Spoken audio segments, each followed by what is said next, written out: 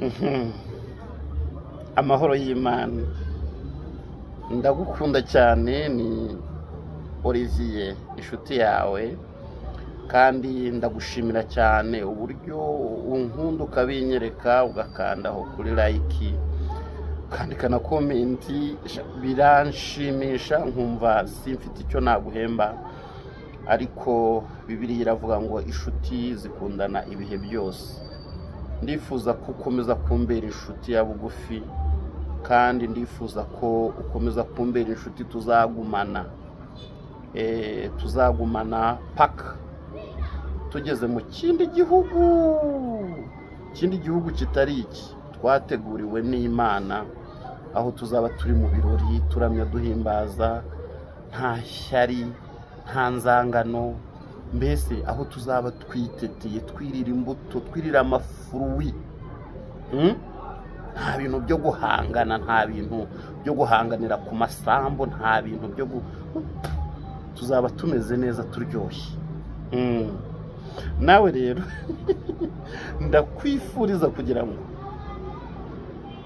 umuntu uzi neza uhorana umushiha, uhora utakwifuriza iterambere, uhora ubabazwa n'iterambere ugezeho, wa wundi nyine uhora ukugeraho agashihura, Imana imukurinde. Wundi uhorana umushiha ku maso, iminkanyari idashira, Imana imukurinde. Nkwifurije kugira inshuti iguhoza ku mutima, ihora ibabazwa n'uko ubabaye, ihora ihangayikishijwe n'uko utameze neza.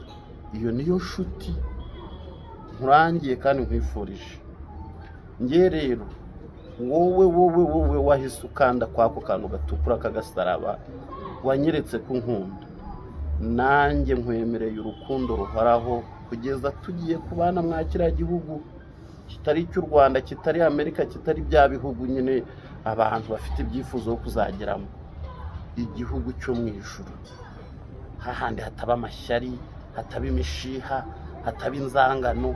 Mu ijuru niho hantu abantu bazaba bangana, baresha, batarwana, batapfa amasambu, badapfa ibintu bipfuye amaso. Niho nifuriza ko tuzahurira, nge nawe, wowe nyine uri gukoraho kuri like, ukandika comment, ukanyereka ko nkunda. Umva, Imana ikumpurize n'umuntu w'umugisha, umuntu ubabazwa n'uko ubabaye, umuntu wishimana nawe mu byishimo, umuntu uri gutekereza umunsi ku wundi akumva umutima we,